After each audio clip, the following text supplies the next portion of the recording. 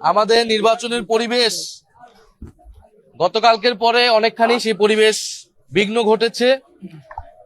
এখানে সারা দেশে 11 দলীয় জোটের যারা নারী কর্মী রয়েছে তাদেরকে হেনস্থা করা হচ্ছে, আক্রমণ করা হচ্ছে। আমাদের প্রার্থীদের দুইজন প্রার্থী, বিশেষত এনসিপির প্রার্থী ঢাকা 18 এবং ঢাকা 8, এই দুইজন প্রার্থীকে হেনস্থা করা হয়েছে, আক্রমণ করা হয়েছে। যখন একজন প্রার্থীকে আক্রমণ করা হয়, হেনস্থা করা হয় বা তার সমর্থক কর্মীদেরকে বাধা দেওয়া হয়, তখন কিন্তু এবং প্রশাসন কোনো ধরনের ব্যবস্থা নেয় না, তখন আমরা এটাকে লেভেল প্লেইং ফিল্ড বলতে পারি না। ফলে এক ধরনের পেশি শক্তির দিয়ে আধিপত্য বিস্তারের চেষ্টা করা হচ্ছে, সন্ত্রাসী কার্যক্রম তৈরি করার চেষ্টা করা হচ্ছে ইলেকশনকে ঘিরে।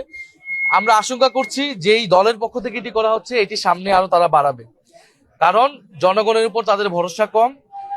যেহেতু 11 দলের পক্ষে জনজোয়ার তৈরি হয়েছে, সেই জনজোয়ারকে তারা ভয় পাচ্ছে, তাদের প্রতিদ্বন্দ্বীকে তারা ভয় পাচ্ছে। ফলে তারা সন্ত্রাসী কার্যক্রমের মাধ্যমে, বল প্রয়োগের মাধ্যমে নির্বাচনে বাধা তৈরি করার চেষ্টা করছে। আমরা ইলেকশন কমিশন, যথাযথ আইন শৃঙ্খলা কর্তৃপক্ষ সবার কাছে টাইম টু টাইম আমরা এই রিপোর্টগুলো দিচ্ছি, তারা উল্লেখযোগ্য কোনো ব্যবস্থা করছে না।